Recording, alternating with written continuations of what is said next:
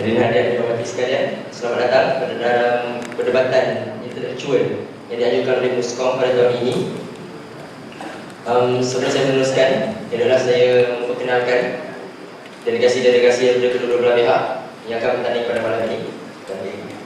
Okey, yang pertama daripada Prosi Kerajaan, Perdana Menteri kita, Saudara Mas Ali Amri bin Abdul Rahman.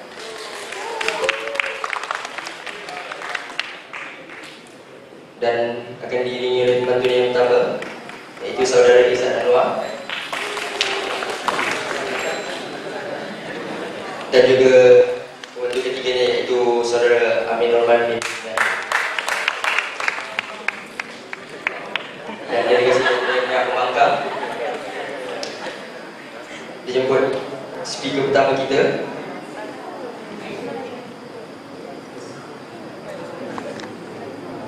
Ketua Pembangkang kita, iaitu Luqman Sufian.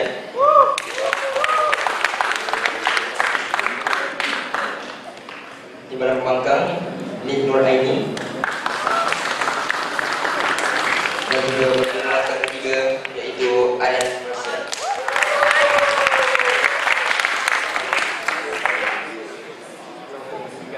Satu pertandingan yang sebenarnya kita dah dinantikan untuk minggu ini, dan sekadar peringatan buat semua hadirin-hadirat agar menghormati majlis dan juga mengawalah tata tertib dan juga akhlak di surau ini, memandangkan kita melakukannya di surau, jadi perlunya ada batas-batas lah. Dan juga peringatan juga untuk adik-adik panel kita untuk menjaga kata-kata dan juga menjaga tata tertib sepanjang perdebatan yang berlangsung nanti, insya-Allah.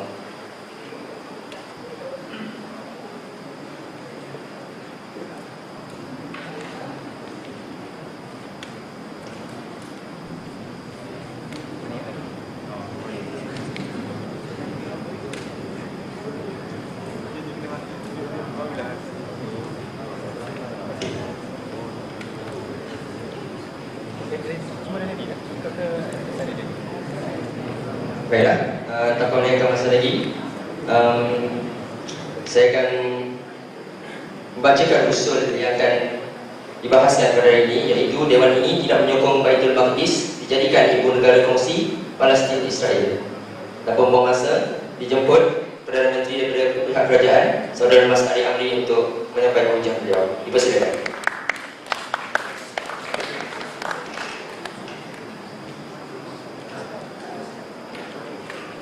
Cubaan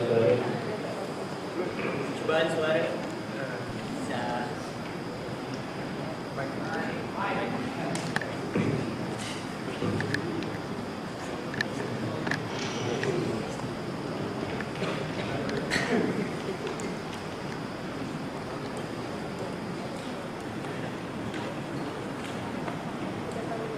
Bismillahirrahmanirrahim. Assalamualaikum warahmatullahi wabarakatuh. Terima kasih adik tuan yang dipertua Dewan, perwakilan kerajaan, perwakilan pembangkang, warga Dewan yang dihormati rakan-rakan surau sekalian. Tuan Speaker Dewan pada hari ini hadir selepas 2 tahun bersara dari Dewan Perdebatan, maka saya mohon keizinan untuk menggagaskan satu usul yang cukup hangat diperkatakan pada masa kini. Dewan ini tidak menyokong Baitul Maqdis sebagai ibu negara kongsi Israel Palestin. Oleh itu, bagi menjadikan perdebatan ini ada kiblatnya, ada hala tujuannya, maka saya mohon keizinan untuk mendefinisikan usul terlebih dahulu. Mari lihat fasa pertama ataupun kata nama pertama, iaitu Baitul Maqdis. Baitul Maqdis merupakan sebuah kota lama di Timur Tengah. Lokasinya berada berdekatan dataran pergunungan Judea di antara lautan Mediterranean dan Laut Mati. Tuan Speaker Dewan, untuk pengetahuan anda, Baitul Maqdis merupakan kota paling suci bagi agama Yahudi dan agama Kristian, dan merupakan kota ketiga tersuci dalam masyarakat Islam, untuk pengetahuan anda saja. Oleh itu, dalam sejarah Baitul Maqdis, Tuan Speaker Dewan, berdasarkan resolusi 181 Perhimpunan Agung Pertubuhan Bangsa-Bangsa Bersatu pada tahun 1949, memecahkan Jerusalem atau Baitul Maqdis kepada dua bahagian. Pertama, bahagian pertama Baitul Maqdis Timur dikuasai oleh Palestin, ataupun sebelum Palestin mendapat kemerdekaan di bawah pengaruh Jordan. Dan yang kedua, Baitul Maqdis Barat di bawah kekuasaan Israel. Namun begitu, dalam perang 6 hari 1967, Israel menawan Baitul Maqdis Timur dan menuntut hak undang-undang terhadap Baitul Maqdis Timur, lantas ingin mengisytiharkan Baitul Maqdis sebagai ibu negara mereka. Namun sejak 1967 hinggalah sekarang tidak ada negara yang mengiktiraf tindakan tersebut. Hanya Israel sahaja yang syok sendiri. Warga yang bersidang sekalian, status quo Baitul Maqdis dalam perdebatan hari ini, kita masih menilai Baitul Maqdis yang berada dalam pertikaian. Namun hari ini Baitul Maqdis masih lagi ditadbir di bawah pertubuhan bangsa-bangsa bersatu. Cukup Baitul Maqdis, kita lihat Israel dan Palestin. Untuk pengetahuan anda, Israel adalah sebuah negara republik demokrasi berparlimen yang bersempadan dengan Palestin. Dan negara ini ditubuhkan pada tanggal 14 Mei 1948. Demografi penduduk sekitar 7 juta orang dan sebahagian besar beragama Yahudi. Palestin berpusat di wilayah tebing barat. Kemerdekaan dari mandat British Palestin selepas Perang Dunia Pertama menjadikan Palestin merdeka, dan sebagian besar daripada mereka adalah masyarakat Arab. Cukup Israel Palestin. Frasa ketiga, ibu negara kongsi. Tahukah anda, bagaimana sekalian, menurut Dr. Yahuda Schwartz, ahli persekutuan Israel Palestin, mencadangkan satu gagasan ataupun idea kepada ibu negara kongsi Israel dan Palestin, yang mana beliau mencadangkan terdapat dua autoriti di Jerusalem. Pertama, sebahagian di bawah Israel dan yang kedua sebahagian di bawah Palestin. Namun begitu secara keseluruhannya, pentadbiran berada di bawah satu kerajaan persekutuan baru yang bakal ditubuhkan, dinamakan autoriti supranasional. Perkataan supranasional digunakan sebagai perlambangan keputusan mereka adalah muktamad dan berada di bawah berada di atas keputusan lain Tuan Speaker Dewan. Seterusnya, dalam kerajaan persekutuan itu sendiri terdapat beberapa isu yang bakal mereka uruskan. Contohnya tanah, kawasan, keselamatan sempadan, sumber air dan sumber asli Tuan Speaker Dewan. Dan undang-undang di bawah kerajaan persekutuan bergantung kepada pemilik kawasan tersebut. Contohnya sekiranya masyarakat Palestin berada di bawah kawasan Israel, maka mereka perlu untuk mengikut undang-undang Israel. Dan sekiranya mereka berada dalam kawasan Palestin, mereka perlu untuk ikut undang-undang Palestin. Cukup ibu negara kongsi. Tuan Speaker Dewan, oleh itu di wakilan kerajaan hari ini, kami akan membawakan, kami tidak menyokong Baitul Maqdis dijadikan sebagai ibu negara kongsi, melihat kepada wujudnya situasi-situasi yang menghalang penubuhan ibu negara kongsi ini sendiri. Maka saya yang berhormat, dua hujah akan kami bawakan dalam perdebatan hari ini. Pertama, tidak praktikal, dan yang kedua, usaha-usaha ke arah pentadbiran bersama yang tidak berkesan. Saya akan terangkan hujah pertama, Saudara Izzat Anwar akan terangkan hujah kedua, Saudara Amir Norman, Menteri ketiga di sebelah sana, seperti biasa, bukan menjadi seperti Israel untuk membela hujah anda, cukup untuk mematahkan idea-idea anda. Bagi Dewan Bersidang sekalian, selesai dengan pembentangan hujah, konsep pembawaan apa saja anda gelar daripada itu, maka saya teruskan dengan pembawaan hujah pertama perwakilan kerajaan di bawah kata kunci tidak praktikal. Namun dipersilakan. Berkongsi ibu negara tidak semestinya berkongsi kerajaan persekutuan. Kuasa autonomi yang diberikan kepada wilayah tertentu di China dan di Thailand, kongsi ibu negara tetapi tidak kongsi kerajaan. Yang berhormat Wakil Dewan Bersidang sekalian, memandangkan hari ini konteks perdebatan kita bukanlah China, maka kita melihat spesifikasi terhadap konteks perdebatan Israel Palestin yang lebih realistik. Maka apa yang dicadangkan oleh Dr. Yahuda Schwartz adalah lebih realistik untuk ke arah perdamaian antara kedua belah pihak. Cukup tidak praktikal. Saya ingin bawakan tentang keengganan sesebuah pihak dalam mematuhi perjanjian-perjanjian sebelum ini. Kalau anda lihat berdasarkan sejarah dan peristiwa-peristiwa lepas, kita dapat lihat bagaimana usaha-usaha ke arah perdamaian sebelum ini tidak membuahkan hasil. Saya berikan contoh. Gencatan senjata antara Israel dan Hamas, kuasa autoriti di Palestin, membawa kepada perdamaian. Namun setelah hanya 2 hari, Israel mula untuk menawan dan menyerang semula. Itu kes pertama. Kedua, konferensi yang diadakan untuk menjadikan Israel dan Palestin Jerusalem sebagai ibu negara kongsi dilakukan dari Oktober. Namun pada 11 November 2013 Palestin menarik diri. Kenapa? Kerana Israel tidak mahu menghentikan pertempatan haram di sekitar Jerusalem. Kita lihat pada hari ini berdasarkan sejarah, ada usaha perdamaian namun tidak pernah dipatuhi oleh salah sebuah pihak. Bagaimana mampu anda ingin lihat usaha perdamaian ini mencapai realiti, Tuan Speaker Dewan? Saya mau mencadang. Assalamualaikum. Terima kasih saudara Mas Ali Amdi Abdul Rahman. Begitu hebat hujannya. Kita lihat sejarah beliau, pencapaian tertinggi beliau adalah menjadi salah seorang quarter finalis dalam debat terbuka UIA dan juga berjaya merangkul sebagai pendebat ketiga terbaik keseluruhan. Itu satu pencapaian yang amat menguntungkan.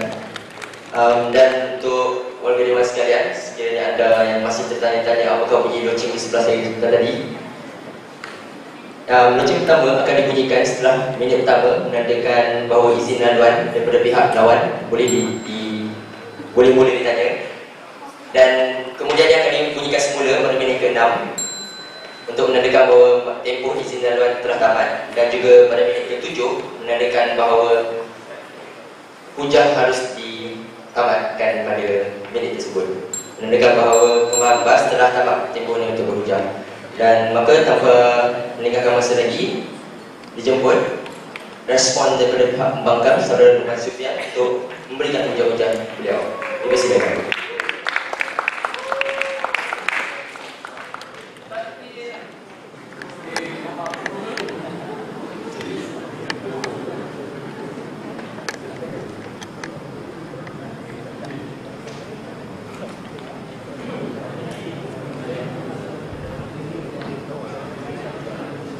Bismillahirrahmanirrahim. Terima kasih kepada Ibu Ketua, rakan-rakan perwakilan kerajaan, rakan-rakan pembangkang, seterusnya warga dewan yang saya muliakan. Dewan ini tidak menyokong Baitul Muqaddis dijadikan ibu negara kongsi Palestin dan Israel. Baiklah kepada Ibu Ketua, saya akan menganalisis pembentangan yang baru sahaja disampaikan oleh Yang Amat Berhormat Perdana Menteri sebentar sahaja tadi. Secara keseluruhannya saya tidak mempunyai sebarang masalah untuk menerima konsep, definisi dan segala apa yang dibentangkan dalam menetapkan garisan dan hala tuju yang ingin kita bincangkan. Namun begitu, ada beberapa persoalan yang saya kira perlu untuk dijawab oleh Timbalan Perdana Menteri. Pertama sekali, beliau menetapkan bahawa apabila kita berkongsi ibu negara, secara tidak langsung kita perlu berkongsi kerajaan yang sama. Kami bertanya kepada Yang Amat Berhormat Perdana Menteri, di seluruh dunia ada kawasan yang mana mereka berkongsi ibu negara yang sama, tetapi disebabkan dasar pemecahan wilayah autonomi, mereka tidak berkongsi kerajaan. Jawapan Perdana Menteri adalah kita perlu berbicara tentang Palestin dan bukannya negara China ataupun Thailand. Ini tidak menjawab persoalan. Kita perlu untuk faham apakah rasional yang ditetapkan oleh perwakilan kerajaan untuk berpegang pada falsafah yang ditetapkan oleh tokoh yang beliau sebutkan. Itu pertama. Yang kedua, hari ini kita perlu faham kedua buah negara Israel dan Palestin ini bukannya sebuah negara yang legitimate, yang diiktiraf daripada sudut undang-undang antarabangsa. Maka bagaimanakah perkara ini ingin dijelaskan oleh perwakilan kerajaan untuk mewujudkan perjanjian, perikatan antara dua entiti yang tidak sah. Palestin ini tidak ada dalam peta dunia dan Israel juga tidak diiktiraf oleh sebahagian besar masyarakat dunia. Bahkan dalam perjanjian yang terbaru, iaitu persidangan Annapolis, isu two-state solution walaupun dibangkitkan tetapi tidak mendapat jawapan. Maksudnya kedua-dua negara ini masih belum negara. Jadi bagaimana kita ingin berkongsi ibu negara dengan sesuatu yang bukan negara? Istilah negara ini, istilah ibu negara tidak akan wujud kalau tidak ada perkataan negara.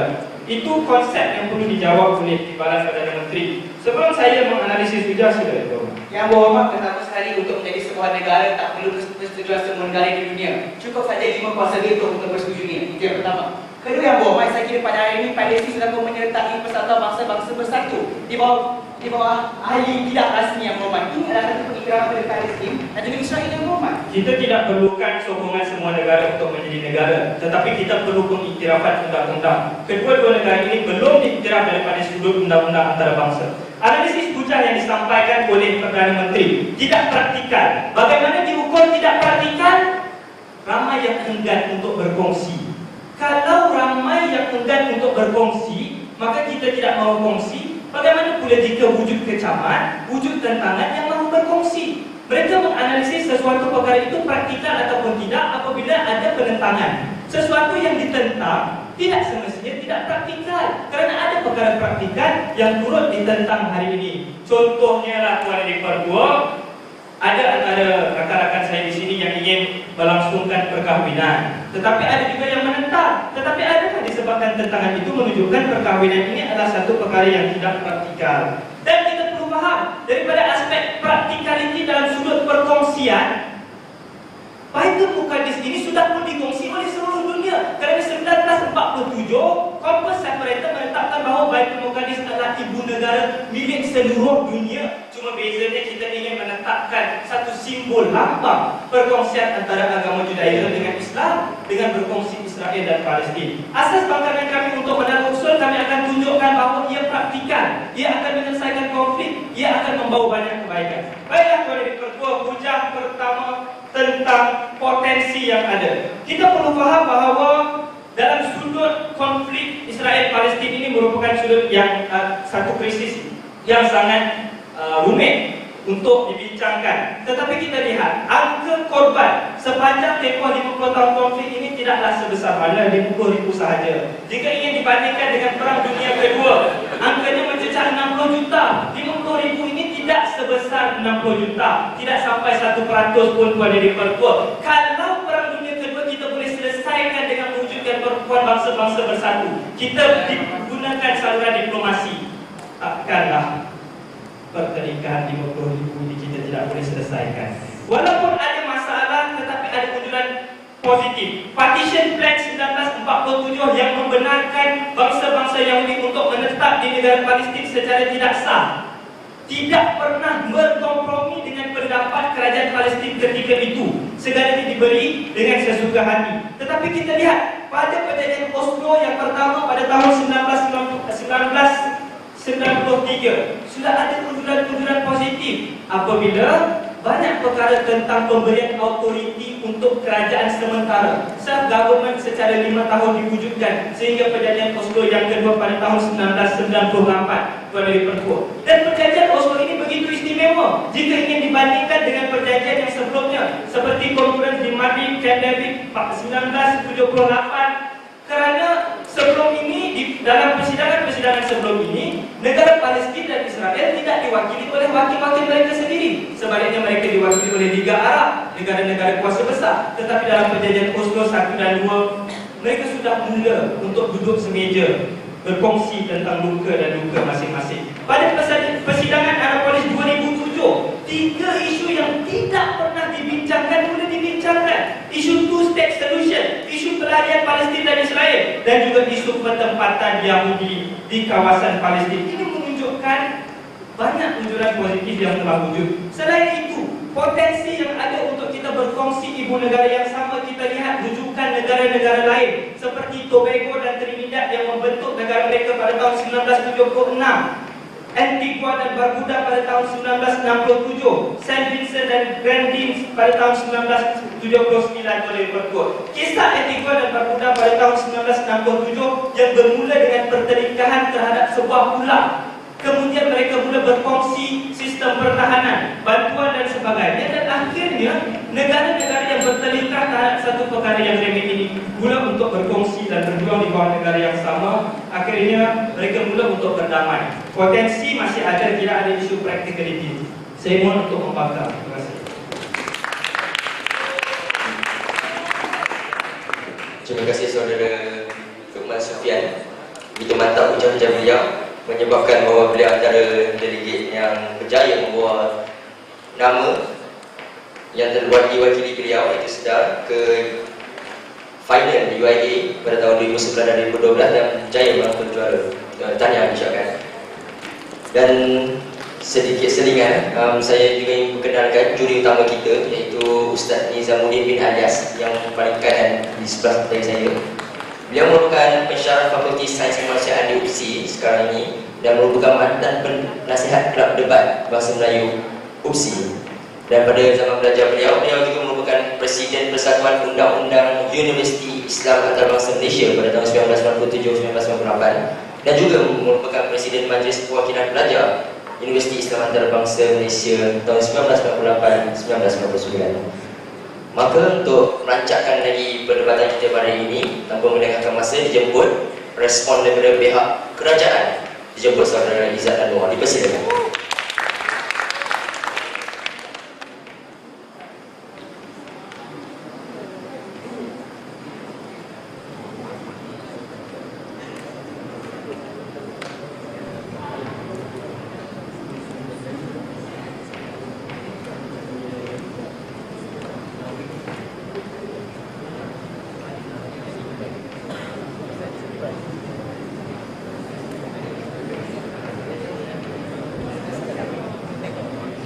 Bismillahirrahmanirrahim. Terima kasih Tuan Speaker Dewan, Perwakilan Kerajaan, Perwakilan Perbankan serta warga Dewan saya hormati sekalian. Assalamualaikum warahmatullahi wabarakatuh dan salam perdebatan kesemuanya. Tuan Speaker Dewan bertindak sebagai Menteri Kedua pada malam yang mulia ini. Saya dengan mudahnya ingin menerangkan apa itu kerja saya sebagai Menteri Kedua. Yang pertama, saya akan membidas bujah Ketua Pembangkang sebentar tadi yang di bawah kata kunci potensi. Yang keduanya, saya akan memberikan hujah-hujah saya yang di bawah yang memastikan frasa usaha ke arah pentadbiran bersama tidak berkesan. Tuan Speaker Dewan, mari kita pergi sesi pembidasan hujah Ketua Pembangkang. Ketua Pembangkang mengatakan bahawa perjanjian Oslo telah memberikan kuncuran positif kepada dunia maupun Baitul Maqdis itu sendiri. Namun perjanjian Oslo itu 1993 kalau kita menolakkan 2013 dengan 1993 ialah 20 tahun. So mana? Jadi mana kuncuran positifnya Tuan Ketua? Tuan Ketua, setelah 2 tahun saya bersara daripada arena perdebatan ini, maaflah saya orang Inggeris. Okay, baiklah pada Speaker Dewan, mari kita ke arah lebih serius. Tuan Speaker Dewan, kuncuran positif kita tidak lihat 20 tahun mana kuncuran positifnya. Yang keduanya, two-state solution dengan ibu negara kongsi adalah perkara yang berbeza. Harap pihak pembangkang faham apa itu ibu negara kongsi. Seterusnya, silakan dulu. Okay. Ketua Pembangkang mengatakan 50,000 tidak sedikit yang berhormat cek bagi dia. 50,000 adalah angka yang banyak. Okey, seterusnya saya akan memberikan hujah saya di bawah kata kunci. Saya akan memberikan hujah saya di bawah kata kunci usaha-usaha ke arah pentadbiran bersama tidak berkesan. Tuan Speaker Dewan, dengan mudahnya saya ingin mengatakan, saya ingin membawa satu persoalan di sini. Tahukah anda sebelum ini terdapat usaha-usaha ke arah pentadbiran bersama antara Palestin dan Israel ke arah perdamaian di kawasan Baitul Maqdis? Silakan dulu. Contoh, yang pertama isu kewarganegaraan, yang kedua isu pilihan raya, dan yang ketiga isu servis utility. Okey, mari kita baiklah kita bergerak ke arah isu yang pertama, isu kewarganegaraan. Untuk pengetahuan anda, dalam isu kewarganegaraan ini berdasarkan kajian hanyalah 30% daripada rakyat Palestin yang berada di Baitul Maqdis ingin menjadi warga negara Israel. Namun itu tidak berdasarkan suka sama suka, tetapi hanya untuk kemandirian hidup mereka di Baitul Maqdis. Yang keduanya, isu pilihan raya.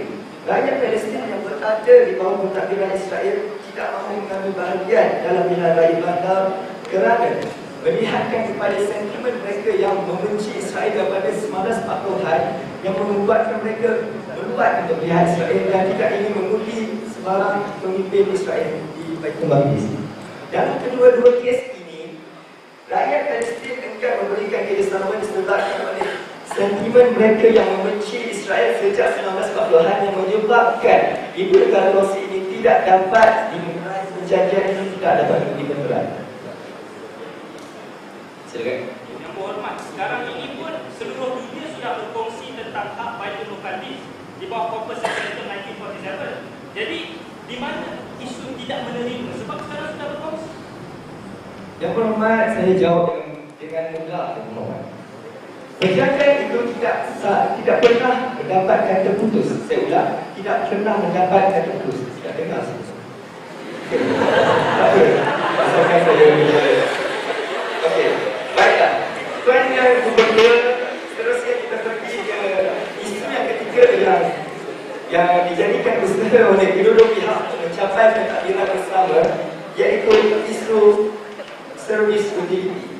Untuk pengetahuan anda, warga dewan yang saya hormati sekalian, sejak 1997, servis air sistem kumbahan dan elektrik di Baitul Maqdis Timur telah disediakan oleh Israel. Namun, Israel mengambil sikap acuh tak acuh dalam memberikan servis ini kepada masyarakat Arab Palestin. Kesan-kesannya, tekan dulu.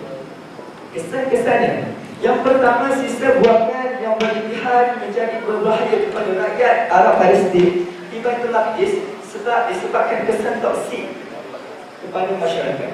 Yang kedua, pengabaian terhadap pembangunan infrastruktur di Baitul Maqdis.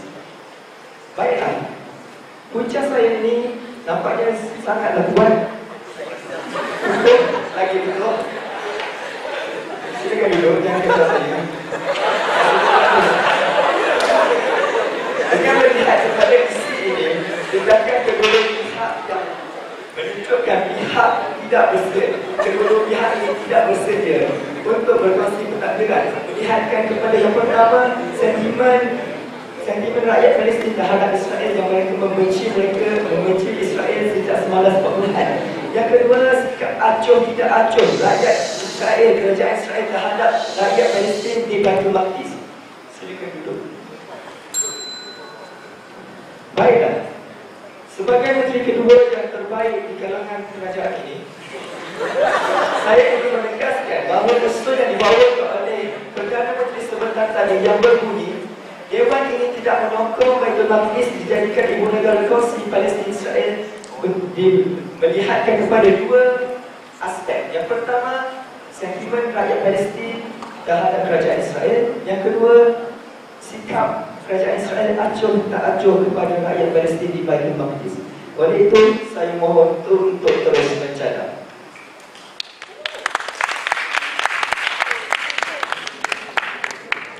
Terima kasih saudara Izzat Anwar. Begitu menarik perbincangan yang disampaikan sebentar tadi. Legenda ini merupakan salah seorang pendebat dalam kemauan dan menjadi membawa sekolahnya sehingga ke quarter finalis pada debat Buka Muslim pada tahun 2010. Dan kita juga mengucapkan terima kasih kepada saudara Izzat Anwar kerana telah memberikan satu humor pada malam ini untuk menghidupkan suasana arena perdebatan. So, kita teruskan dengan respon dan juga reaksi daripada pembangkang untuk menolak usul pada hari ini. Maka itu dijemput saudari Nik Nur Ainin untuk memberikan hujah-hujah. Sudah sila.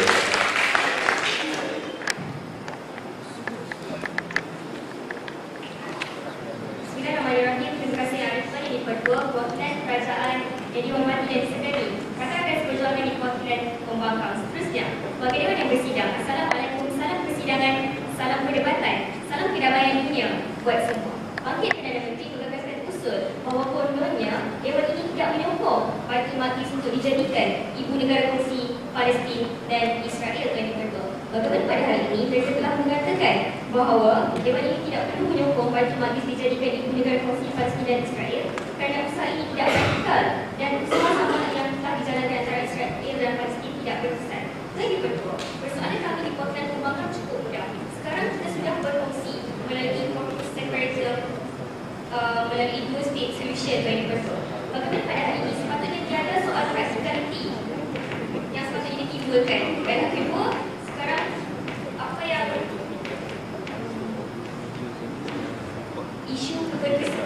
isu keberkesanan. Sekarang kita tidak berkongsi.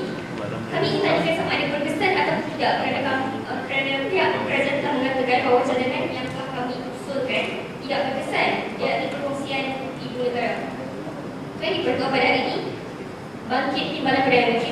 menekankan bahawa Israel tidak acuh dalam menyelesaikan masalah ini. Bagi di seluruh negara lain kita melihat bagaimana semua negara mempunyai masalah mereka sendiri. Contohnya masalah pembuangan sampah. Jadi dengan tidak menyelesaikan masalah, adakah wajar untuk kita memecahkan pemerintahan sebuah negara itu? Jadi betul, bagaimana sekalian?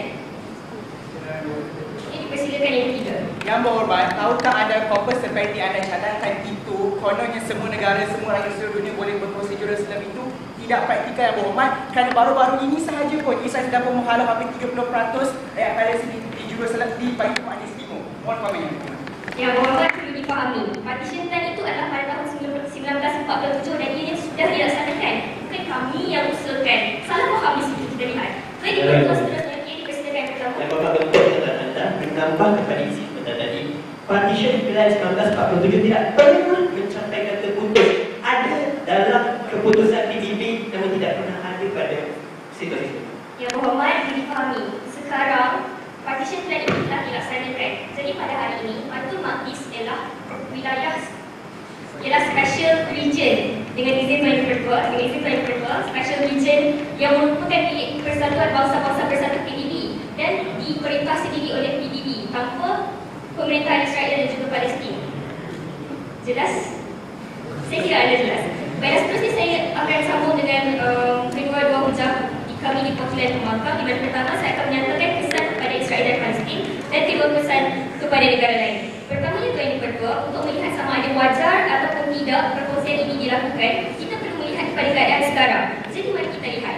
Menurut Persatuan Bangsa-Bangsa Bersatu PBB, pada tahun 1947 hingga sekarang, 50,000 angka kematian telah dicatatkan melalui konflik Israel dan Palestin ini. Dan pada 2 tahun pertama, 33 siri pembunuhan beramai-ramai telah dicatatkan ke atas rakyat Palestin. Dan pujang-pujang intifada terbunuh. Tuan Yang Pertua, 500 ketempatan rakyat Palestin telah dimusnahkan dengan zalim oleh rakyat Israel.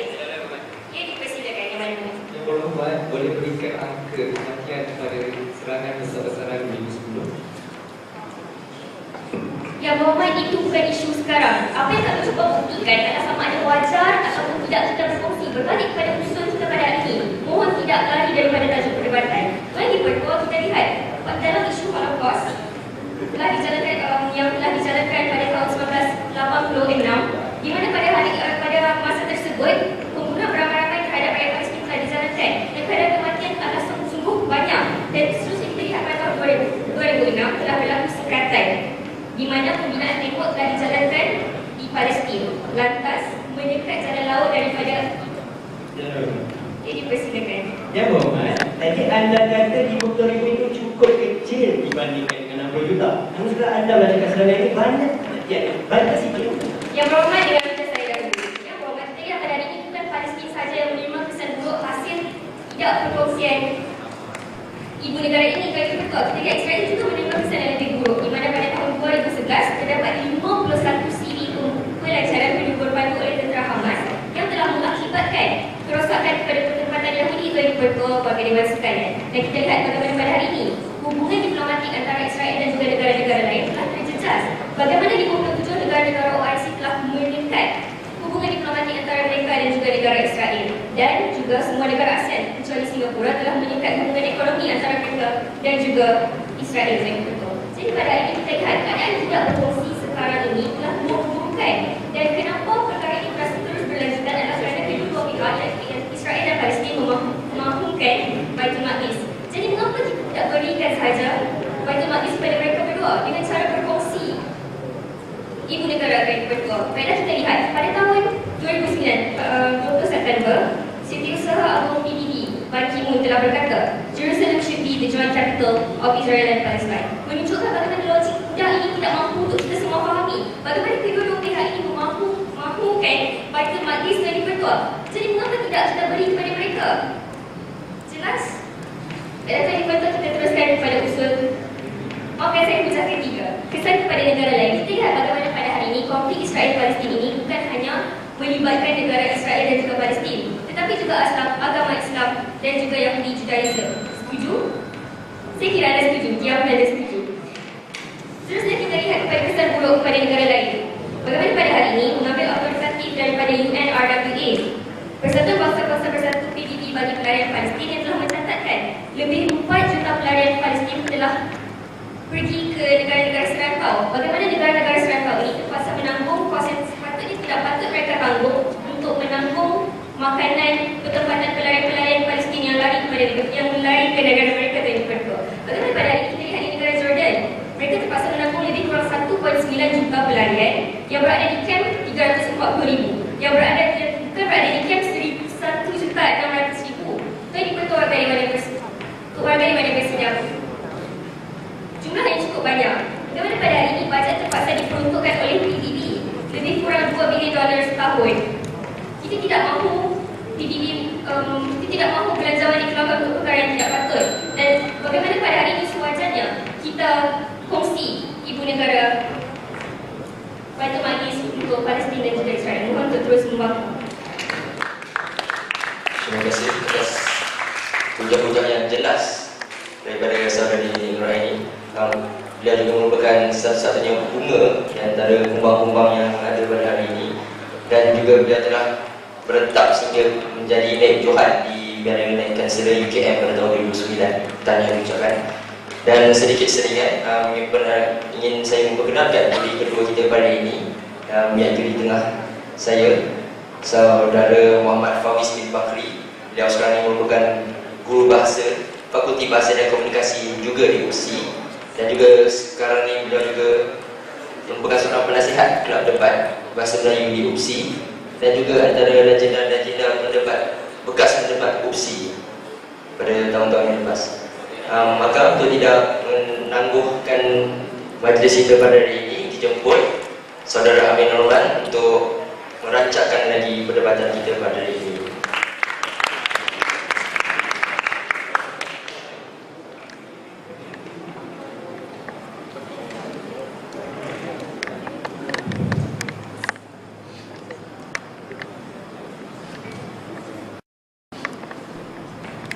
Sebelum saya mulakan sesi perdebatan pada hari ini, saya ingin mohon beri maaf kalau ada perkataan yang saya gunakan pada hari ini tersasul dalam bahasa Inggeris. Maklumlah, sudah pun 2 tahun di KYUBM berikan bahasa Inggeris sebagai media utama. Kalau ada tersasul itu, mohon maaf kepada para juri terutamanya. Bismillahirrahmanirrahim. Terima kasih Pak Ketua Speaker Dewan, Perwakilan Kerajaan, Perwakilan Pembangkang, seterusnya warga Dewan. Saya hormati sekalian, Assalamualaikum, selamat malam ramai yang bersidang pada hari ini. Tuan Speaker Dewan, usul kekal sama. Dewan ini tidak menyokong Baitul Maqdis dijadikan ibu negara kongsi Israel Palestin. Kami di Pihak Kerajaan yakin bahawa usul ini perlu diterima melihat kepada 2 perkara. Pertama, tidak praktikal. Kedua, usaha-usaha tidak menemui jalan penyelesaian. Baiklah, bertindak selaku Menteri ketiga pada hari ini, 2 perkara akan saya lakukan. Pertama, menjelaskan secara keseluruhannya masalah-masalah yang dibangkitkan oleh pihak pembangkang, dan yang kedua, meneliti hujah-hujah mereka yang saya kira cukup bercelaru pada hari ini sidang Dewan sekalian. Pertama, kita lihat masalah secara keseluruhan.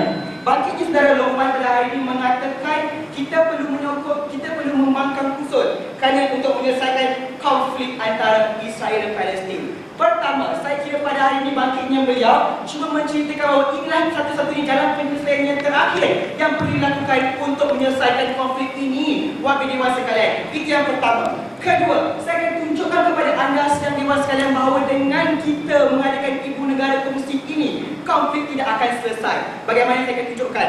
Pertama, warga Dewan sekalian, kita lihat Israel dan Palestin sepanjang 57 tahun berkonflik, warga Dewan sekalian. Sering saja ada masalah, sering saja ada pembunuhan, warga Dewan sekalian. Bayangkan pada hari ini kalau mereka berkongsi ibu negara, bagaimana yang mereka mentadbir, warga Dewan sekalian? Bukan mentadbir yang mereka melakukan, namun perselisihan faham. Itu yang kedua.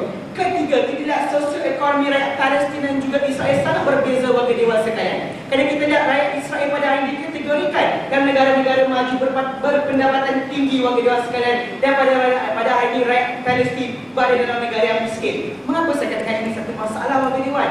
Kita lihat 50 tahun yang lepas yang Dewan sekalian, di mana ketika Jerman Barat dan Jerman Timur masih lagi merupakan 2 negara di dunia ini, warga Dewan sekalian. Pada hari ini masalah berlaku antara kedua-dua negara kerana seringnya berlaku imigrasi antara kedua-dua belah pihak, warga Dewan sekalian. Dan di akhir kala Soviet Union telah pun mengadakan Berlin Wall untuk menghalang perkara ini kerana wujudnya persengketaan darah antara kedua-dua buah negara ini. Ya yang berhormat, bagaimana kalau kita menggabungkan 2 identiti yang berbeza? Sudah Israel ini berasal daripada Eropah dan juga Palestin berasal daripada negara Arab. Bolehkah mereka bersatu? Dipersilakan yang berhormat. kasih Yang Berhormat. Yang Berhormat, pertama kita kongsi ibu negara, kita tak kongsi kerajaan. Yang kedua, untuk penduduk Palestin, pisau sudah dilahir. Ada dua pilihan, nyawa ataupun maut. Sila jelaskan Yang Berhormat. Inilah yang dikatakan Yang Berhormat. Ini bukan satu satu dalam penyelesaian untuk menyelesaikan masalah ini Yang Berhormat. Jika itulah keadaan Yang Berhormat, sepanjang 50 tahun konflik ini berlangsung, ada saja penyelesaian-penyelesaian yang telah dilakukan. Dan mengapa konflik ini masih lagi berterusan duduk-duduk saudara Berhormat. Itu yang pertama. Kedua pula warga dewan sekalian, kita perlu membezakan Yang Berhormat. Memang Palestin dan Israel berkongsi berkongsi ibu negara yang sama, namun berbeza pusat pentadbiran. Namun perlu kita faham, di dalam resolusi yang dicadangkan oleh Persatuan Eropah untuk menggabungkan kedua-dua ibu negara ini, perlu ada intermission ataupun intermisi antara, perlu ada asimilasi antara kedua-dua belah pihak Yang Berhormat. Jika itulah yang kita inginkan untuk mencapai penyelesaian dalam konflik perdebatan pada hari ini. Kalau mereka tidak bergabung, apa guna untuk kita gabungkan ibu negara mereka? Warga dewan sekalian, itu yang ketiga dulu Yang Berhormat. Masalah yang keempat pula, kita lihat pada hari ini. Mereka menceritakan tentang potensi dan praktikaliti warga dewan sekalian. Ya Yang Berhormat, kita dapat lihat pada hari ini. Walaupun kedua negara ini mempunyai sosok ekonomi yang berbeza. Sebab itulah Yang Berhormat, mereka tidak boleh bergabung pusat pentadbiran. Kerana pada hari akan munculnya isu-isu bertindih. Contoh pada hari kita lihat Israel disokongi oleh Amerika Syarikat yang akan terus memberikan bantuan kepada Israel Yang Berhormat. Tidak boleh Palestin Yang Berhormat. Negara-negara mana yang sering memberikan peluang dan juga membantu keadaan ekonomi Palestin Yang Berhormat? Rusia Yang Berhormat. Rusia pun agak-agak untuk membantu mereka Yang Berhormat. Ini kan kita mahu menggabungkan dua identiti ini. Dipersilakan Yang Berhormat. Jadi apabila Palestin tidak dibantu, mereka tidak boleh bergabung. Saya tak katakan pada hari mereka tidak dibantu langsung. Yang Berhormat, ada bantuan-bantuannya. Namun isu selepas mereka digabungkan ini, siapa yang akan membantu mereka untuk menjadi sebuah negara yang boleh menyampaikan air, menyampaikan tenaga elektrik kepada rakyat mereka Yang Berhormat. Sedangkan pada keadaan ini sekalipun, Israel yang menyampaikan semua itu, bukannya Palestin Yang Berhormat. Mereka tidak memiliki kepakaran untuk melakukan perkara demikian. Itu masalah yang kedua. Masalah yang ketiga Yang Berhormat, apabila kita bercerita tentang 1947 Partition Plan, kita perlu menganalisis Yang Berhormat apakah masalah dalam plan ini. Pertama, Israel telah pun melakukan pencerobohan terhadap resolusi ini dengan adanya perang 6 hari di antara Israel dan negara-negara Arab. Itu yang pertama. Kedua pula warga dewan sekalian, kita lihat pada hari ini di mana rakyat-rakyat Palestin di timur Jerusalem misalnya dihalau oleh Israel dengan alasan ingin membina penempatan. Pertama, timur Jerusalem bukanlah wilayah Israel Yang Berhormat. Apakah justifikasi mereka untuk letak penempatan baru di tempat ini? Itu yang pertama. Kedua warga dewan sekalian, secara perlahan-lahan rakyat Palestin diasimilasikan dengan warga Israel warga dewan sekalian. Mengapa saya katakan demikian? Mereka pada hari ini belajar matrikulasi di Israel. Mereka membaca bahan-bahan buku Israel. Warga dewan sekalian, ini perkara-perkara yang kita tidak lakukan Yang Berhormat. Kerana perkara inilah yang menjadi masalah pada masa akan datang nanti. Itu yang ketiga. Seterusnya masalah hujah di pihak pembangkang. Pertama, mereka menceritakan tentang potensi yang ada. Mereka ceritakan tentang diplomasi warga dewan. Pertama, saya bilas untuk mengadakan diplomasi kita perlu ada kesefahaman warga dewan sekalian. Jika tiada kesefahaman, bagaimana kita ingin berdiplomasi dengan kerajaan Israel dan juga Palestin? Itu yang pertama. Kedua pula warga dewan sekalian, pada hari ini Israel membina penempatan haram di tebing barat pula warga dewan sekalian, iaitu timur Jerusalem. Warga dewan sekalian, bagaimanakah kita ingin ada kesefahaman perkara-perkara yang berbangkit ini sidang dewan? Perlu perkara ini berbicara oleh pemakai yang ketiga untuk menjelaskan perdebatan. Ujian ketiga dan kedua saya kira pada hari ini sama saja Yang Berhormat, mencerita tentang konteks yang berbeza. Pada hari ini ya, kita ingin mengelak keburukan, kita mengelak pembunuhan. Namun perlu kita faham Yang Berhormat, ini bukan dalam penyelesaian yang untuk kita gabungkan kedua-dua ibu negara ini warga dewan sekalian. Melihat kepada tiga perkara yang saya jelaskan tadi. Pertama, tidak sefahaman. Kedua, sosok ekonomi berbeza. Ketiga, bagaimana bukan satu-satunya konflik untuk menyelesaikan masalah ini. Mohon untuk menerima. Assalamualaikum.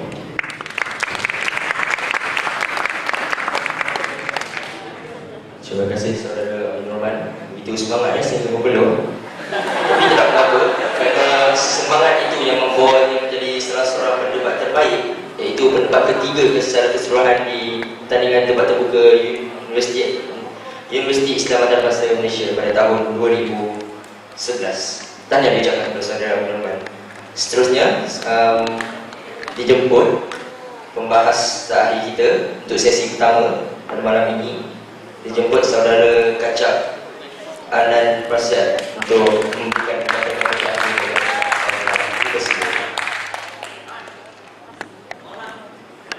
kasih Tuan Yang Bertua, kerajaan, pembangkang, seterusnya ahli-ahli yang bersidang. Salam perdebatan, selamat bersidang kesemuanya. Tuan Yang Bertua, Presiden Dr. Mahmud Wahid dalam konferensi Islam antarabangsa keempat di Baitul Maqdis menyatakan bahawa ramai yang telah menyatakan bahawa konflik Palestin-Israel tidak mampu diselesaikan lantaran jangka masa konflik yang lama. Dan soal Palestin pada hari ini, Tuan Yang Bertua, bukan lagi soal Islam ataupun soal Yahudi, tetapi soal manusia dan kemanusiaan. Maka atas dasar itu, Tuan Yang Bertua, kami mohon Dewan menolak usul pada hari ini kerana cadangan ini cadangan baik, Tuan Yang Bertua. Ini merupakan jalan untuk mendamaikan kerajaan Israel dan juga Palestin, Tuan Yang Bertua. Dan Tuan Yang Bertua, pada hari ini yang berhormat Menteri Ketiga Asyik menyatakan apa jalan terakhir, Tuan Yang Bertua. Mereka yang perlu menyatakan apa jalan terakhir untuk mendamaikan kerajaan Israel dan Palestin. Dan pada hari ini, Tuan Yang Bertua, sehinggakan Setiausaha Agung PBB sendiri menyatakan bahawa antara jalan yang paling baik untuk kita damaikan kerajaan Palestin dan Israel adalah kita jadikan Baitul Maqdis sebagai ibu negara kongsi. Dan Tuan Yang Bertua, mereka juga katakan usaha-usaha bersama tidak dapat diselesaikan. Memanglah tidak dapat diselesaikan. Tuan Yang Bertua kata Mahmud Abbas, Tuan Yang Bertua, apa-apa yang Palestin inginkan pada hari ini adalah Masjid Al-Aqsa. Kita berikan sahaja Masjid Al-Aqsa kepada Palestin, kita berikan Haikal Sulaiman kepada Yahudi. Tuan Yang Bertua, kita kongsi Baitul Maqdis sebagai ibu negara kongsi Palestin Israel. Sekurang-kurangnya Tuan Yang Bertua, kita puaskan hati kedua-dua belah pihak. Ini logik yang paling mudah, Tuan Yang Bertua. Dan Tuan Yang Bertua, pada hari ini Baitul Maqdis merupakan kawasan yang di bawah kawalan PBB. Tuan Yang Bertua, silakan Yang Berhormat. Yang Berhormat, anda kata Haikal Sulaiman adalah daripada Israel, Masjid Al-Aqsa daripada Palestin. Kemudian anda kata nak berkongsi, sedangkan kedua-dua tempat tersebut berada di tempat persekitaran yang sama. Terima kasih Yang Berhormat. Tuan Yang Bertua, bezanya satu atas satu bawah. Tuan Yang Bertua, kita buatlah sempadan, kita kongsi ibu negara.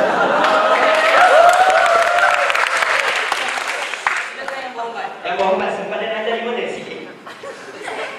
Tuan Yang Bertua, dalam persidangan sekalian, satu di atas bukit, satu di bawah. Kita buat satu sempadan, Tuan Yang Bertua. Kita buat satu perlembagaan perjanjian dan sebagainya. Kita kongsi ibu negara. Tuan Yang Bertua, dalam persidangan sekalian, seterusnya pihak kerajaan menyatakan bahawa tidak praktikal lantaran wujudnya pelbagai tentangan dan sebagainya. Yang saya tahu sekarang ini, Tuan Yang Bertua, hanya ada 3 golongan sahaja yang menentang. Yang pertama, puak ultra-Semitik. Yang kedua, puak Hamas. Dan yang ketiga, pihak kerajaan yang tak menyokong.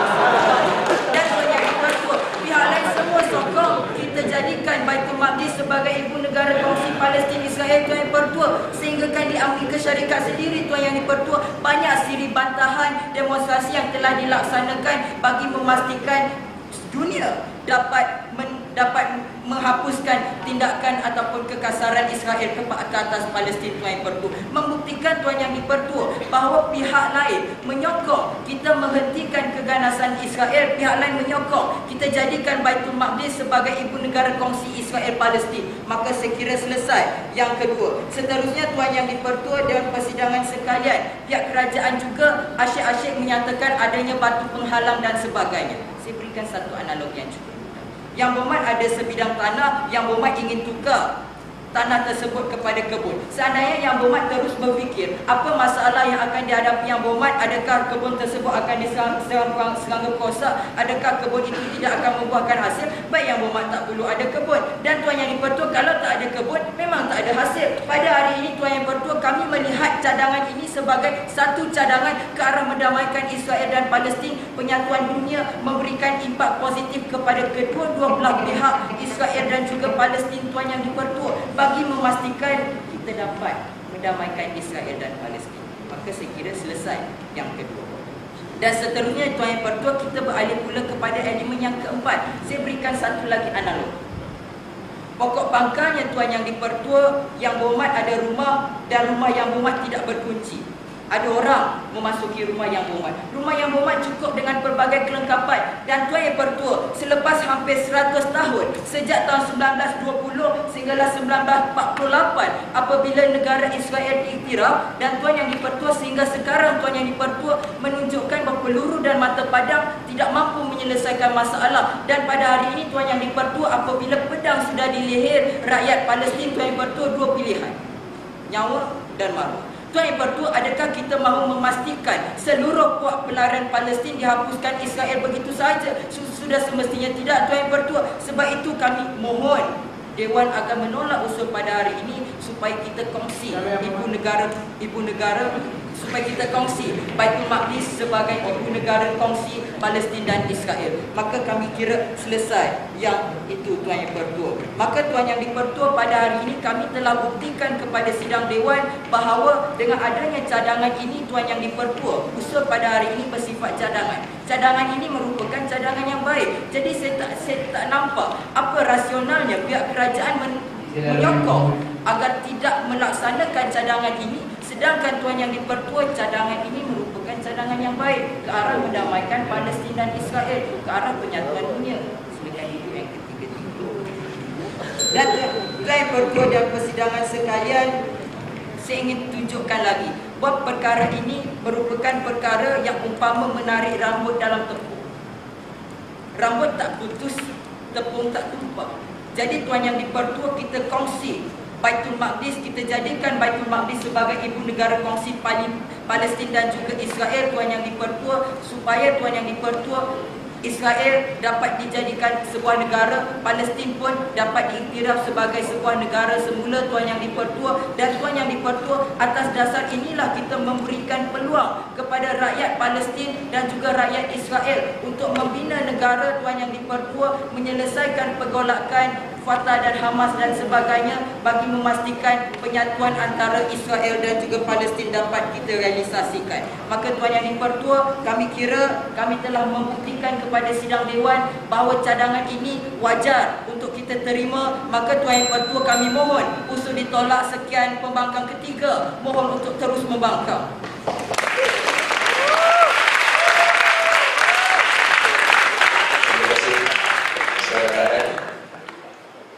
Kehebatan yang berdebat sebentar tadi telah terbukti apabila beliau juga telah berjaya membawa sekolahnya menjadi juara di pertandingan di peringkat kemasan KPM pada tahun lepas. Tahniah mengucapkan. Sebelum kita ke arena kedua perdebatan pada ini, iaitu arena pergulungan, mohon untuk memperkenalkan juri takhir kita, iaitu saudara Muhammad Suhaimi bin Abdul Rahman. Dia merupakan mantan pensyarah Kolej Yayasan Pendidikan di Ceras dan sekarang ini merupakan cikgu sejarah di Sekolah Menengah Sains Setiu. Dan satu lagi, beliau juga merupakan legenda pembahas UPSI seperti saudara Fahmi Siti sebentar tadi. Maka tanpa meninggalkan masa lagi, dijemput perwakilan daripada pihak pembangkang untuk memulakan sesi pergulungan kita pada malam ini. Dipersilakan.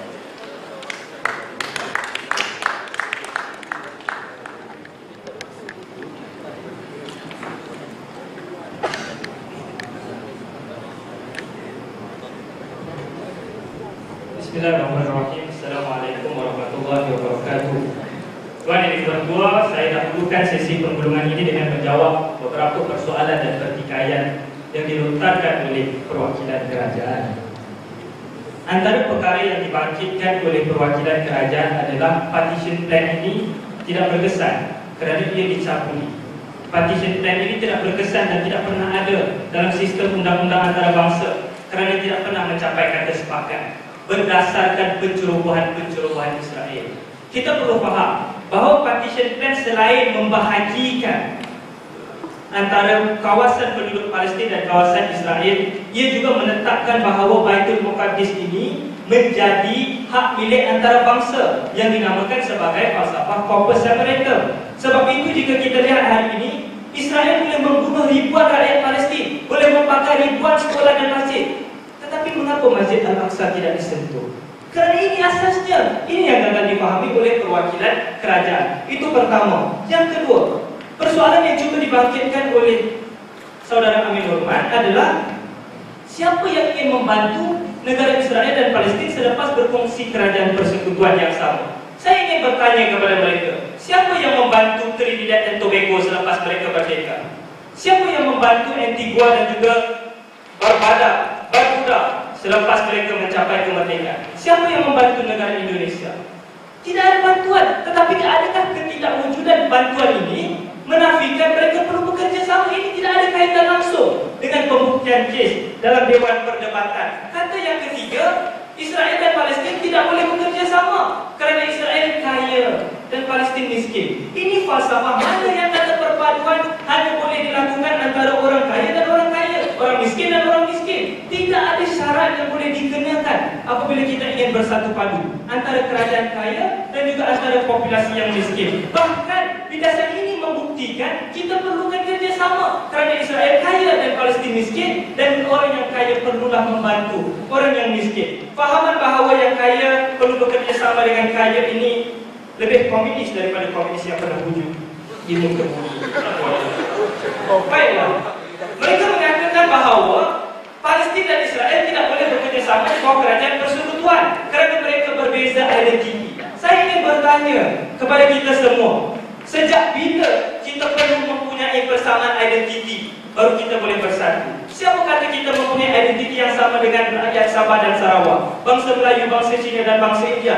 Tidak boleh ada syarat untuk kita bersatu padu. Ini fahaman yang tidak boleh diterima. Bahkan disebabkan perbezaan ini, kita perlu bersatu padu untuk meraihkan kepelbagaian dalam perpaduan. Akhirnya, apakah yang cuba dibuktikan oleh perwakilan kerajaan?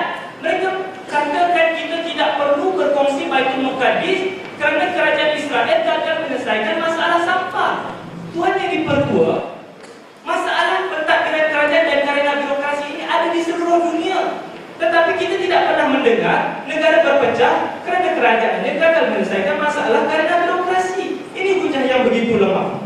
Mereka katakan kita tidak perlu berkongsi kerana ada bantahan dan keengganan. Tuan yang dipertua, jika enggan untuk berkongsi, kita tidak ingin berkongsi, bagaimana pula dengan masyarakat yang mampu berkongsi dan menyatakan bantahan terhadap status quo? Adakah kita perlu menurut tindakan mereka? Hendak bercerita tentang bantahan, pihak kami juga ada bantahan Tuan yang dipertua. Mereka menuntut bahawa perkongsian ini akan menyelesaikan konflik. Tuan yang dipertua, ini peperangan 1500 tahun daripada zaman Saladin Ayub, Richard Layat dan Napoleon Bonaparte. Tidak mungkin mampu diselesaikan dalam sekejap mata. Tetapi apakah penyelesaian yang pernah dibangkitkan oleh pihak kerajaan? Tidak ada. Tidak ada jalan terakhir, tidak ada apa-apa cadangan yang boleh menyelesaikan konflik ini. Sedangkan kami ada dengan potensi dan keburukan jika kita terus berpapak. Kita semua sudah penat dan kita mahu usul itulah. Terima kasih. Terima kasih, Saudara Muhammad Sufian. Seterusnya dijemput wakil daripada pihak kerajaan, maaf, untuk memberikan kata-kata takhir sebelum kita menambahkan perdebatan kita pada malam ini. Dipersilakan.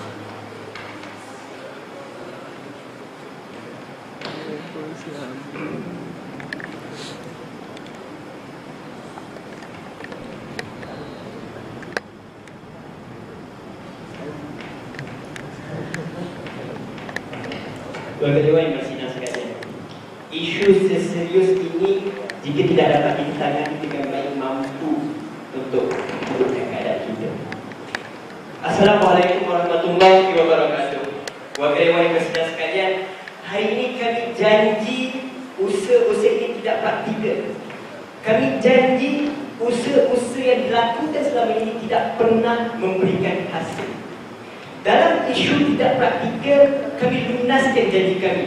Kami tunjukkan bagaimana sebelum ini pernah ada usaha-usaha perdamaian. Contoh antara Hamas dan Israel. Contohnya antara konferensi yang dianjurkan oleh EU dalam masalah Baitul Muqaddis sebagai ibu negara kongsi. Namun apa yang berlaku apabila kesemua perjanjian-perjanjian ini dilanggari, tidak mahu dipatuhi oleh sesebuah pihak. Contohnya perjanjian Hamas dan Israel hanya selepas 2 hari dilanggar, gencatan senjata tidak ada lagi. Dalam isu konferensi, Israel tidak pernah mahu untuk menghentikan masalah pertempatan. Bagaimana mungkin anda boleh percaya Israel dan Palestin ini boleh berkongsi satu ibu negara?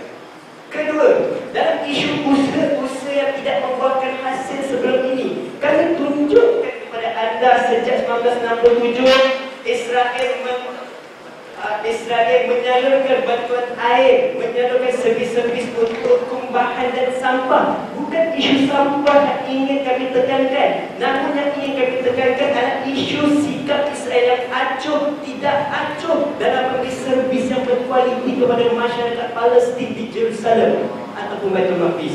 Bagaimana mungkin mereka boleh berkongsi apabila satu pihak tidak memberikan tindakan terhadap yang lain? Cukup perwakilan kerajaan.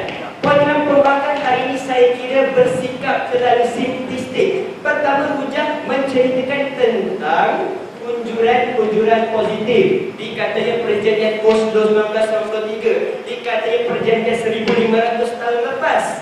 Namun yang berhormat, sedar ataupun tindak, sedar ataupun tidak, perjanjian Oslo 20 tahun telah berlalu. Di mana unjuran positif anda bangga-banggakan? Anda berikan lambakan kes, contoh di China, Trinidad dan Tobago, yang mana semua kes tersebut tidak pernah menyatakan solusi ibu negara kongsi seperti China keluarga kerajaan. Kedua, mereka mengatakan kesan pada Israel dan Palestin dan kesan kepada negara-negara lain. Maafkan saya yang berhormat, hujah ini seolah-olah mengandaikan perdamaian akan berhasil selepas kita menjadi ibu negara kongsi. Sedangkan apa yang dibutuhkan oleh anda untuk menunjukkan sama ada perjanjian ini boleh berhasil ataupun tidak, bukan apa yang berlaku selepas perjanjian tersebut. Namun hujah kedua, hujah ketiga ini mengandaikan perdamaian akan berlaku, maka pelarian tersebut tidak akan berlaku. Masalah-masalah pelarian di Jordan tidak akan berlaku. Mudah sahaja pengambilan hujah ini.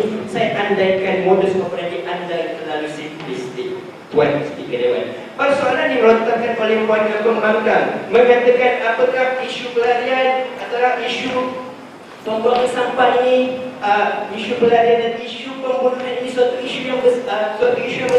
Saya katakan kepada anda yang berhormat, apakah jaminan anda sekali hari ini berkongsi ibu negara isu pembunuhan dan isu pelarian ini dapat diselesaikan? Tidak pernah ada jaminan kewakilan mereka, Tuan Speaker. Isu kedua mereka katakan tentang tidak praktikal, belum cuba, belum tahu. Yang berhormat, sejak 1948 kita telah cuba pelbagai perjanjian. Camp David, kita ada perjanjian Oslo, kita ada pelbagai peperangan, Yom Kippur dan sebagainya. Mana hasilnya? 60 tahun telah berlaku, belum cuba, belum tahu. Saya kira itu bukan sebulan yang mudah ataupun realistik. Mohon bicara. Assalamualaikum.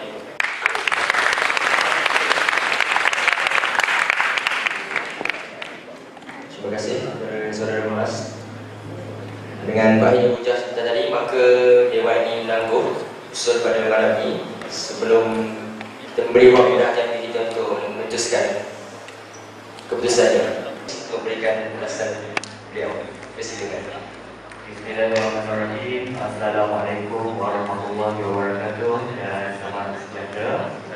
Baik, saya tak ada nak komen panjang sangat dia. Saya akan menyentuh tentang aspek teknikal terlebih dahulu. Baik, dalam aspek teknikal bagi saya kedua pihak saya akan tanyalah masih boleh berdekat dengan baik walaupun dah 2 tahun bersama kan. Okey, tidak ada masalah. Cuma suka saya sentuh tentang nilai ujuran-ujuran positif. Dalam satu tindakan kita perlu ada matlamat. Mesti dalam setiap tindakan mesti ada matlamat.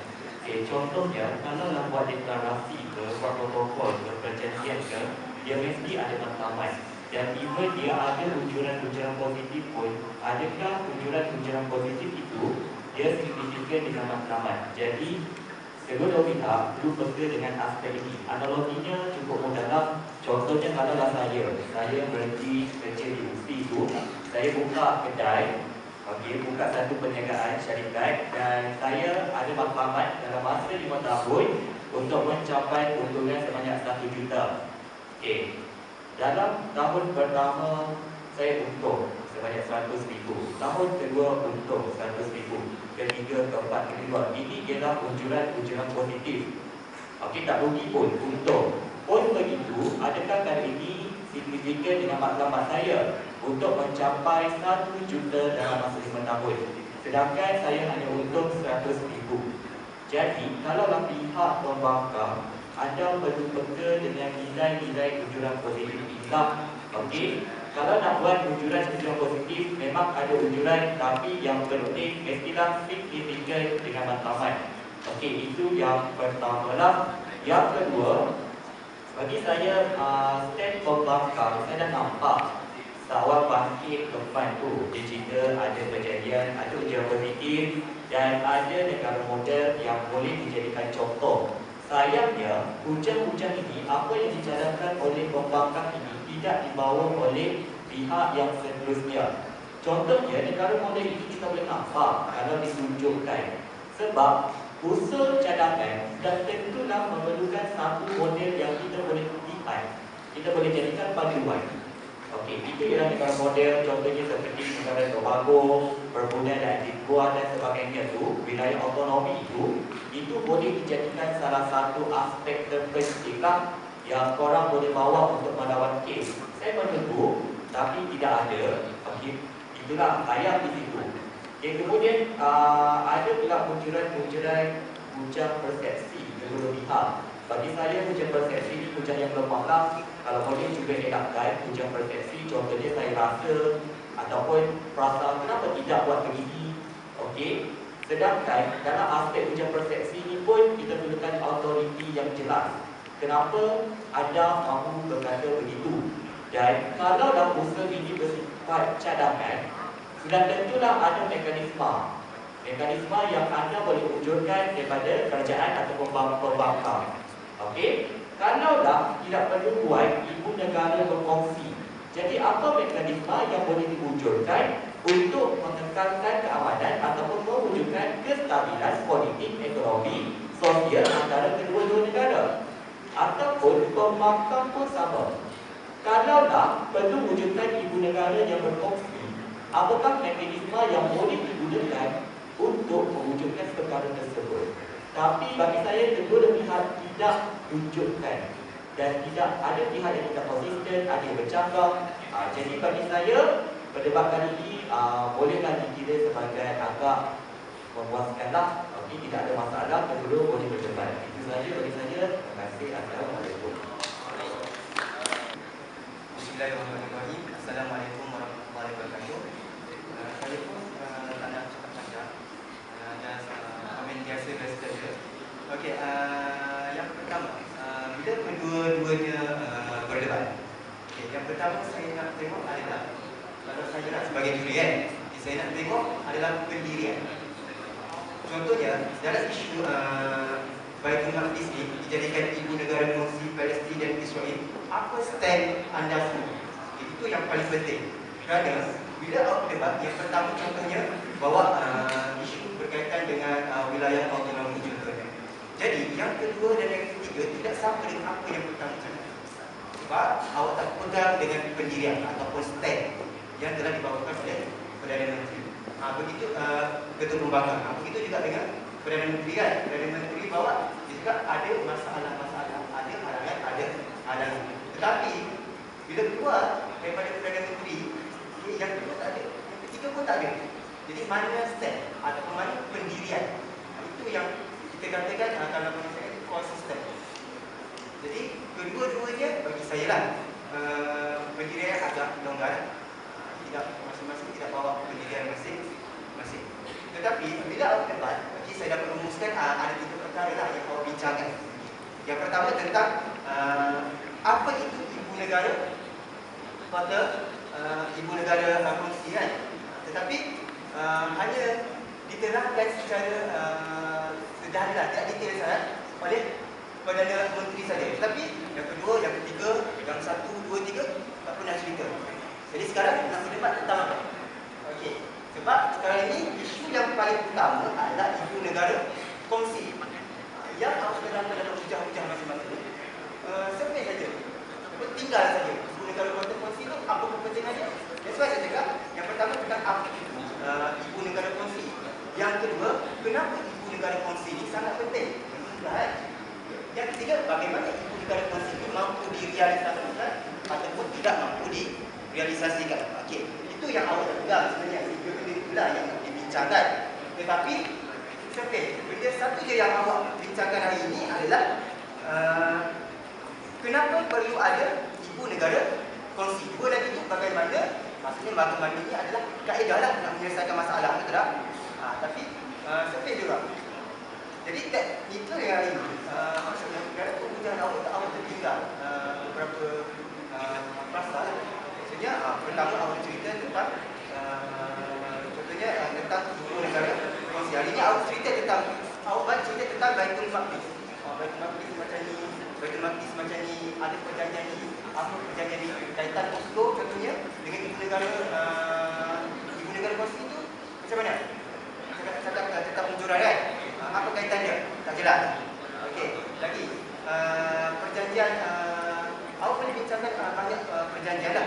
Contohnya tentang pasir ke ataupun berikut ke ataupun tentang pertumbuhan Zionis kan.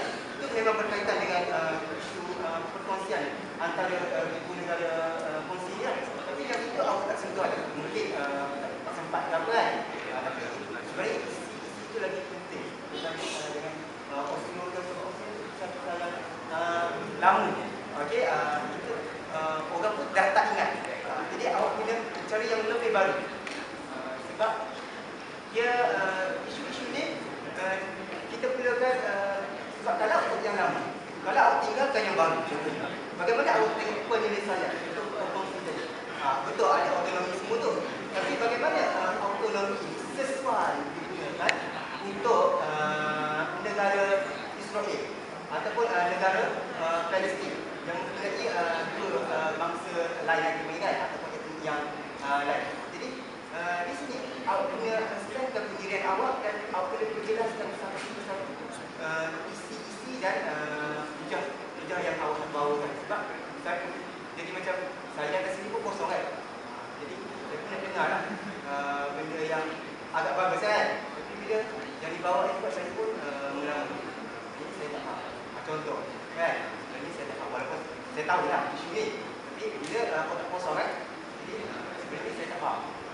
Apa yang kedua bawa tak faham. Yang ketiga bawa lagi tak faham. Jadi apa yang jadi saya tengok satu lawan satu. Satu lawan satu yang mana boleh menang. Itu dia. Apa-apa saya ucapkan tahniah kepada kedua-dua kerajaan pembangkang sekalipun meninggalkan arena perdebatan untuk sekian lama. Kemahiran itu tidaklah betul saja. Itu yang pertama. Yang kedua, saya akui tajuk ini agak teknikal sifatnya. Dan saya mendengar dari jauh di Tanjung Malik sana keluhan-keluhan pendebat bila mendapat tajuk ini daripada tajuk awal. Adalah dibawa sebagai bayi ke Tanjung Malik. Tapi saya kira itu tidak tugas pendebat untuk memikirkan bagaimana mendebatkannya. Itu yang kedua. Yang ketiga, agak melihat sebagai satu intellectual exercise nanti, yang mana ia sangat bersangkut paut dengan isu yang dihadapi oleh masyarakat ini, iaitu isu Asia Barat yang tak pernah lagi ujung penyelesaiannya. Dan jika nak kata ia lari daripada tajuk anda yang mula-mula, saya kira masih lagi berlegar di rantau yang sama, iaitu Asia Barat, bukan Timur Tengah. Anda bukan berada di London, anda bukan berada di Washington, anda berada di Kuala Lumpur, maka ini Asia Barat. Yang keempat, mungkin saya bersentuh sedikit dari segi substance, dari segi isi motion atau usul ini, dia masih tidak menyokong Baitul Maqdis menjadi ibu negara kongsi Palestin Israel. Ibu negara kongsi dengan izin shared capital dari bahasa Inggerisnya. Hadirin hadirat sekalian, pemilihan sesebuah ibu negara mustahak untuk sebuah negara. Kenapa? Ia ditentukan oleh banyak faktor. Antara faktor utama, faktor sejarah. Kenapa London dan tidak Manchester misalnya jadi ibu negara yang ketiga? Kenapa bukan Marseille tapi Paris yang menjadi ibu negara Perancis? Kenapa bukan Busan tetapi Seoul yang menjadi ibu negara Korea Selatan? Faktor ini adalah faktor sejarah. Sekian lama, ratusan tahun, kota-kota ini, hadirin hadirat sekalian, menjadi pusat atau nadi pemerintahan negara atau empire. Itu yang pertama. Namun begitu, faktor sejarah tidak menjadi satu-satunya kayu ukur apabila sebuah negara nak letakkan ibu negara itu.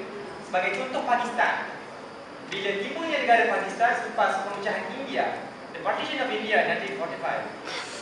Dengan izin. Okay, yang kedua, bandar paling besar adalah Karachi. Tetapi founding fathers Pakistan memilih Islamabad. Kenapa? Itu faktor keselamatan. Nak tunjuk komitmen dekat dengan sepadan India, mereka bersedia untuk menghadapi serangan India dan juga untuk menunjukkan komitmen Kashmir. Kerana dari Islamabad utara. Atau juga lihat Brazil. Asalnya ibu negara Brazil adalah Rio de Janeiro. Tapi jika kita lihat peta Brazil itu, okey, seperti juga Australia, ada segi geografinya, ada segi kependudukannya, ya, adik-adik sekalian. Hanya kawasan tepi pantai Brazil saja dimajukan. Bila pemerintah Brazil memutuskan untuk membina sebuah ibu negara baru, ya, okey, Brasilia itu letaknya di tempat Jim bertendang masa mula-mula. Nak cerita, okey, maknanya mereka nak meneroka tempatnya baru. Seolah-olah kalau sebenarnya ni, bayangkan bukan Kuala Lumpur jadi ibu kota, Borusang jadi ibu kota Malaysia. Itu keadaan. Okey. Jadi bila kita nak kaitkan dengan hal ini, saya melihat kedua pasukan sekalipun dalam bahasa Inggerisnya izin fought valiantly, tetapi dari segi penceritaannya tidak berapa memuaskan. Yang mana jika ini semua ialah pendebat-pendebat baru, mungkin saya boleh maafkan, oleh kerana semuanya ialah pendebat-pendebat yang saya kira izin botai, maka ini adalah suatu fenomena yang agak mendukacitakan. Hadirin yang berbahagia sekalian, dah tahu keputusan tu? Nah, tu dah pernah dengar lecture. Baik, oleh kerana kedua pasukan kerajaan membangkang, dari segi persembahannya hanya biasa-biasa saja. Alasan tinggal dalam debat ramahnya ya. Juri 2-1. Pendebat terbaik dinobatkan Saudara Lukman Sufian.